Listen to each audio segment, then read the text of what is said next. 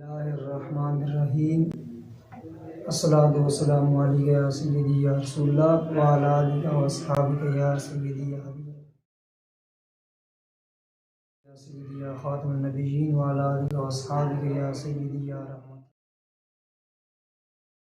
رحمت اللہ وبرکاتہ۔ سامعین محترم،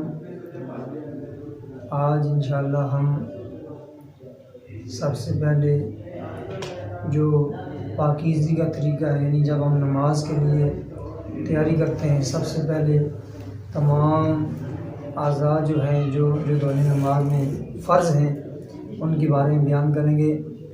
سب سے پہلے یہ بات آپ سماعت فرمائیں، اور اس بات کو یعنی اگر انسان کی جو وضو کے اندر جو فرائض ہیں وہ مکمل نہ ہوں، ان کا علم نہ ہو، تو وہ فرائض مکمل نہ ہو تو ناپاکی ہوتی ہے، پاکی حاصل نہیں ہو سکتی۔ جب انسان کا بدن پاک نہ ہو تو پھر نماز نہیں ہوتی۔ ایک فرض بھی تھوڑا سا بھی رہ جائے تو نماز نہیں ہوتی۔ اس میں نمبر ایک یہ ہے کہ سب سے پہلے آپ صاف پانی جو طاہر بھی ہو اور مطہر بھی، یعنی پاک بھی ہو، پاک کرتا بھی ہو، اس سے سب سے پہلے آپ وضو کے 4 فرائض ہیں۔ سب سے پہلے یہ ہے کہ اپنے چہرے کو دھوئیں۔ نمبر 2، اپنے دونوں ہاتھوں کو کونیوں تک دھوئیں۔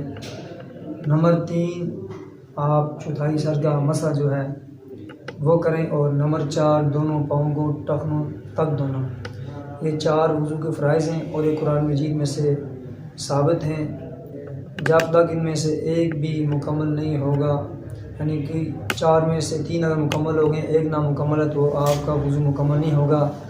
آگے جو ہیں چہرے کی جو حد ہے کہاں سے کہاں تک ہے، عادتاً یہاں سے جو یہ بال اگتے ہیں، یعنی سر کے بالوں سے لے کر، جس طرح انسان کے عادتاً یہاں سے بال اگتے ہیں، وہاں سے لے کر یہ ٹھوڑی کے نیچے تک، یہ چوڑا لمبائی میں اس کا جو ہے حصہ ہے، اور کان کی اس لوب سے لے کر اس لوب تک یہ چوڑائی میں، یعنی یہ خشک نہیں رہنا چاہیے۔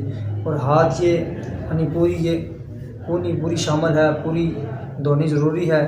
تو یہ اس میں سے بعض حضرات ہمارے ایسے ہوتے ہیں کہ وہ کپڑا فل پیچھے نہیں کرتے، یہاں تک رہتا ہے تو پیچھے بازو خشک رہ جاتا ہے، تو یہ کونی تک دھونا فرض ہے، یہ بھی دھونا ضروری ہے۔ اور اس کے بعد جو چوتھائی سر کا مسح ہے، مسح کرنا بھی فرض میں سے ہے۔ اور نمبر 4 یہ ہے کہ اپنے دونوں پاؤں کو ٹخنوں تک دھونا۔ تو ٹخنا تھوڑا سا بھی اگر خشک رہ گیا تو آپ کا فرض پورا نہیں ہوگا، لہٰذا یہ وضو کے 4 فرائض ہیں۔ انشاءاللہ اس سے آگے بالترتیب انشاءاللہ کل آگے جو وضو کی سنتیں ہیں، مستحبات ہیں، یہ ساری چیزیں بیان کی جائیں گی۔